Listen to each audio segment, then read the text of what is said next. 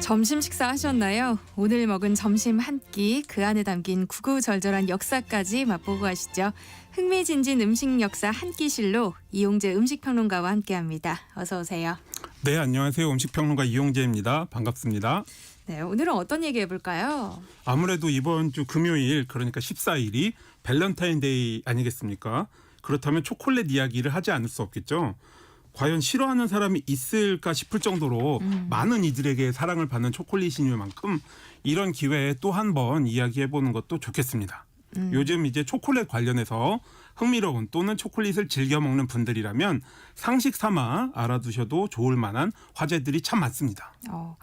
서양에서는 밸런타인데이를 크게 기념하는 편이라면서요. 네, 우리는 밸런타인데이라면 거의 조건반사적으로 초콜릿을 생각하는데요. 서양의 분위기는 좀 다릅니다. 일단 역사를 살펴보자면 무려 3세기까지 거슬러 올라갑니다. 로마의 발렌티노 혹은 발렌티누스가 당시 금지되었던 기독교를 믿어 박해받은 이들을 돌보았다가 사형을 당해 순교자가 됩니다. 일설에 의하면 감옥에 갇힌 이의 눈먼 딸을 고쳐주었다고 하는데요. 어쨌든 그가 사형을 당해 묻힌 날인 2월 14일을 축일로 삼아 만찬을 열었다는 8세기의 기록이 있고요. 네. 14에서 15세기에는 연인들 사이의 사랑과 관련된 날로 자리를 잡기 시작했습니다. 그리고 18세기쯤 되면서는 꽃을 선물하면서 사랑을 표현하는 날이 되었고요. 19세기에는 손으로 만든 카드를 주고받게 되었습니다. 이게 영국에서 비롯되어 전 영어권 국가로 관습이 퍼져나갔죠. 그럼 서양에서는 밸런타인데이에 초콜릿만 주고받는 게 아니겠어요? 네, 앞서 말씀드린 것처럼 예전에는 초콜릿이 아닌 꽃이나 카드를 주고받았습니다. 아직도 서양에서는 사실 밸런타인데이의 카드가 대세인데요. 예를 들어서 미국의 경우 매년 1억 9천 장의 밸런타인데이 카드가 발송된다고 합니다. 이게 참 엄청난 수치라고 할 수 있는데요. 네. 어린 학생들이 학교에서 직접 주고받는 카드는 집계하지 않았는데도 그러니까 어른들 카드만 생각해도 이 정도라고 하니 엄청 많죠. 물론 꽃도 여전히 인기가 많아서요. 대체로 유럽은 꽃과 카드를 선물한다고 생각하시면 되겠습니다. 그러면 언제 어떤 계기로 초콜릿을 주고받게 된 거예요? 밸런타인데이가 초콜릿과 얽히기 시작한 역사는 1868년까지 거슬러 올라갑니다. 지금은 다국적 초콜릿 기업이 된 영국의 캐드베리가 Fancy Boxes라는 제품명으로 밸런타인데이 선물용 초콜릿을 출시했는데요. 이게 하트 모양의 상자에 담겨 나왔습니다. 그리고 이제 출시와 동시에 시쳇말로 대박을 치면서 초콜릿이 밸런타인데이의 상징이 되는데 크게 공헌을 했죠. 한편 이제 우리나라의 밸런타인데이 초콜릿 선물 문화는 일본식이라 할 수 있습니다. 일본의 밸런타인데이 역사는 1936년까지 거슬러 올라가는데요. 일본 코베의 러시아 이민자가 개업한 모로조프사에서 이게 사람 성인데요. 모로조프라는 사람이 처음으로 제일 외국인들을 겨냥한 광고를 합니다. 그러면서 이제 1953년에는 하트 모양 초콜릿을 만들어 팔기 시작했죠. 이제 이를 다른 초콜릿 업체들이 따라하면서 일본의 밸런타인데이 초콜릿 문화가 자리를 잡았습니다. 그리고 1958년에는 그 명문 백화점이 이세탄 백화점에서 밸런타인데이를 위한 특판 행사를 열었고요. 그래서 이를 계기로 1960년대에는 완전한 문화로 뿌리를 내렸습니다.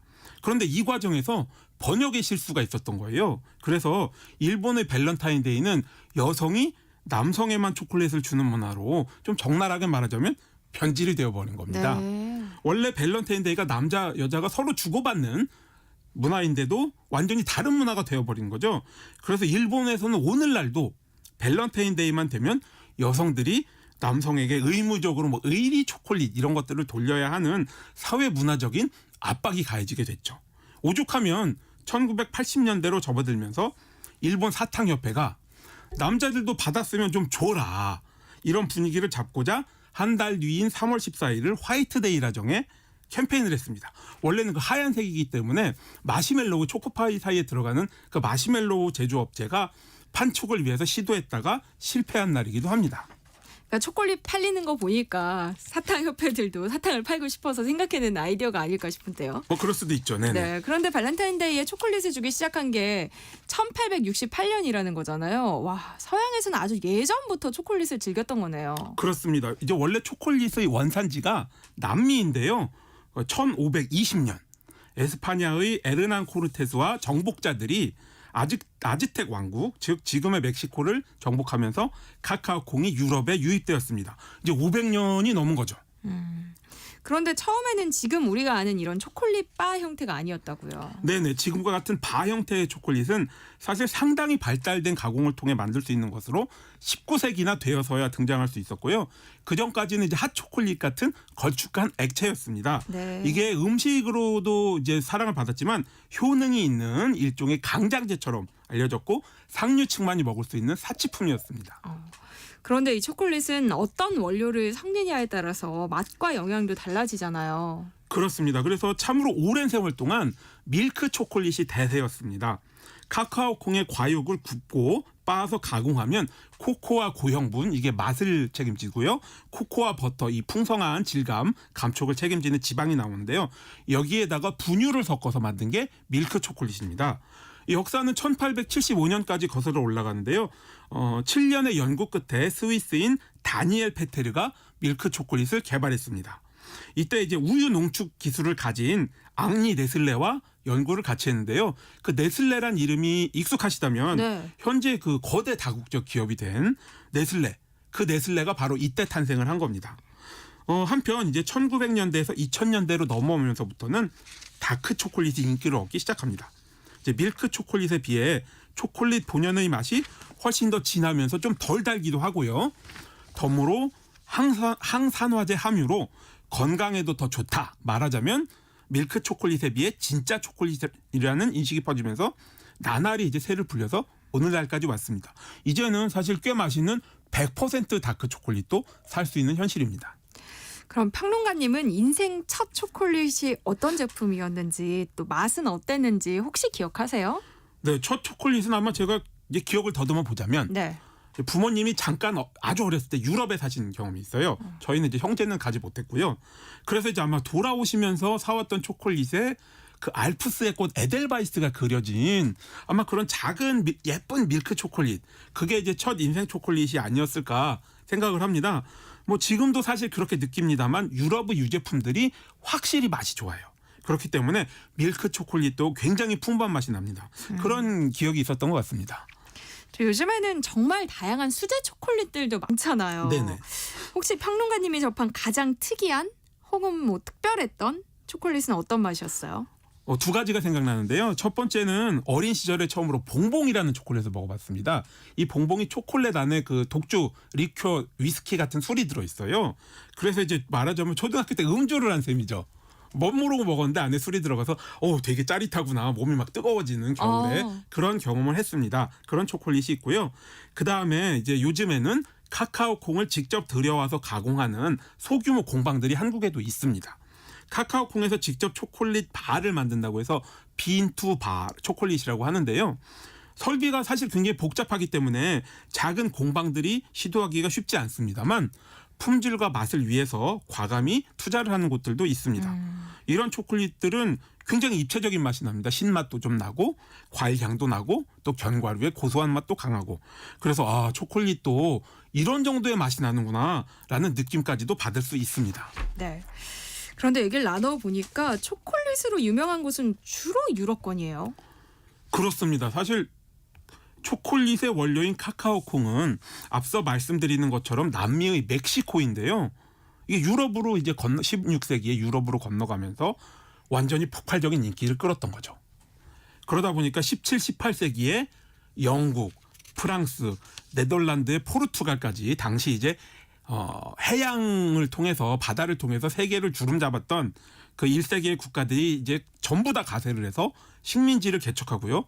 또 노예까지 동원해서 카카오콩 농사를 지어서 수탈을 한 겁니다. 그래서 이제 그 대상이 되는 지역이 브라질과 카리브해 연안, 또 필리핀과 인도네시아 등이었죠. 근데 이제 19세기로 접어들면서 앞서 잠깐 말씀드린 것처럼 지금 우리가 즐기는 바 형태의 초콜릿이 등장합니다. 이제 액체가 아니고 휴대성도 좋아진 거죠. 네. 이게 이제 콘칭이라고 불리는 가공 기술이 등장하면서 가능해진 건데요. 이게 사실은 그 산업혁명과도 맞물립니다. 기계와 기술로 인한 산업적 가공이 그 오늘날 우리가 즐겨 먹는 초콜릿을 만들어준 거죠. 이러다 보니 이제 그 휴대성도 좋고 원래 맛있고 뭐 약용 효능도 있다 뭐 이런 얘기도 있고 그러니까 초콜릿의 수요가 더 증가한 겁니다. 그러다 보니까 뭐 여태까지 수탈을 했던 브라질, 카리브해 이런 데만으로는 부족하기 때문에 네. 나름 고민을 한 겁니다. 1세계 국가들이 네. 어디가 다음 수탈지로 좋을까. 그러다가 서아프리카를 새로운 카카오 생산지로 낙점 짓습니다.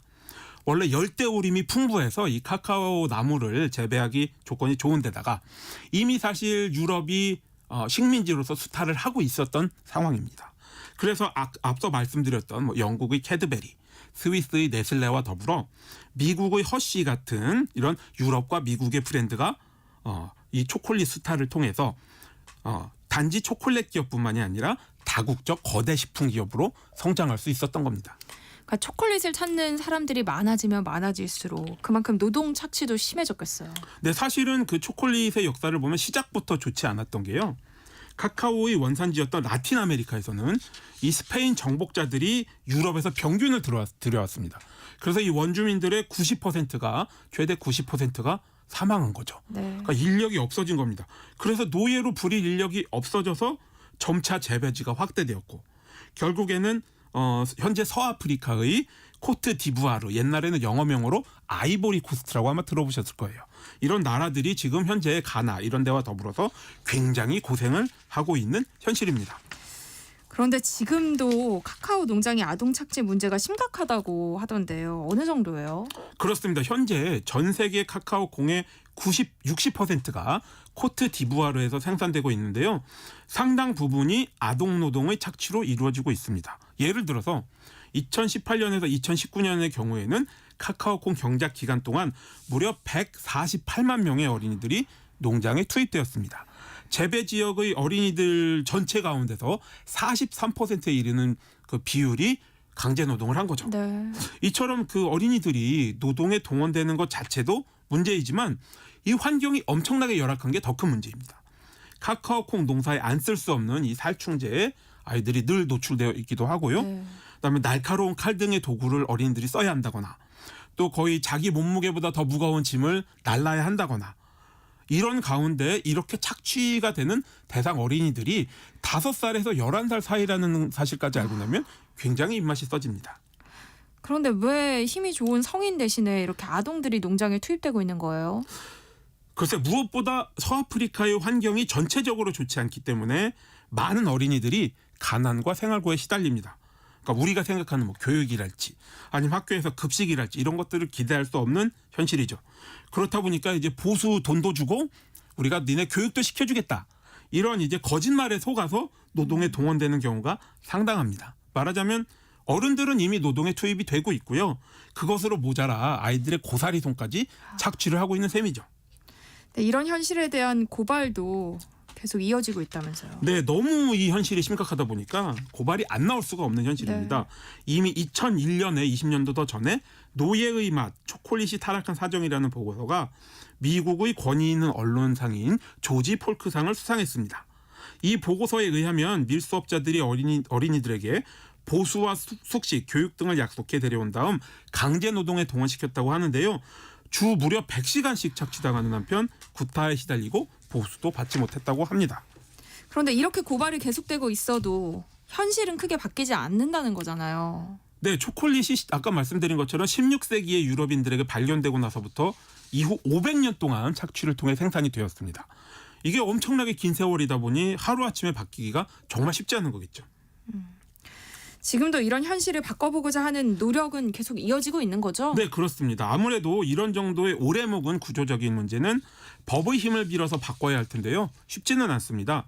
2021년 코트디부아르의 아동 8명이 국제인권단체를 통해 앞서 말씀드린 초대형 초콜릿 브랜드들을 대상으로 소송을 제기했어요. 네. 말리 출신인 이들은 속임수에 넘어가 코트디부아르로 동원돼서 노예 수준의 착취를 당했다고 밝혔지만 미국 대법원이 소송을 기각했습니다. 미국의 기업인 허치와 카길이 제소를 당했지만 미 영토 밖에서 이루어진 일이기 때문이라는 이유를 삼았죠. 이처럼 법적 대응이 어려운 가운데 코트디부아르와 가나의 아동 착취는 최근 더 늘었습니다. 그러면 이런 노동 착취 없는 착한 초콜릿은 없어요? 뭐 있습니다. 있는데요. 사실 법으로 이게 안 된다면 소비자들이라도 윤리적인 소비를 통해 현실이 바뀌는데 힘을 보태야 할 텐데요. 대표적으로 네덜란드의 기자가 설립한 초콜릿 브랜드가 있습니다. 태운 반드 쿠켄이라는 사람이 2003년 카카오 농장의 실상을 취재했는데요. 현실이 너무 심각하다 보니까 충격을 크게 받았습니다. 네.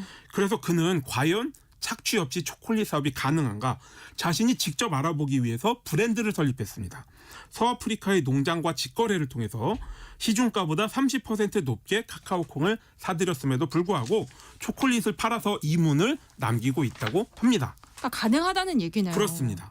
그럼 이번 발렌타인데이에는 이 초콜릿을 선물해도 좋을 것 같은데요. 혹시 국내에서도 구할 수 있어요? 네, 뭐 아무래도 있습니다만 방송에서 이제 브랜드를 말씀드리기는 좀 그렇고요.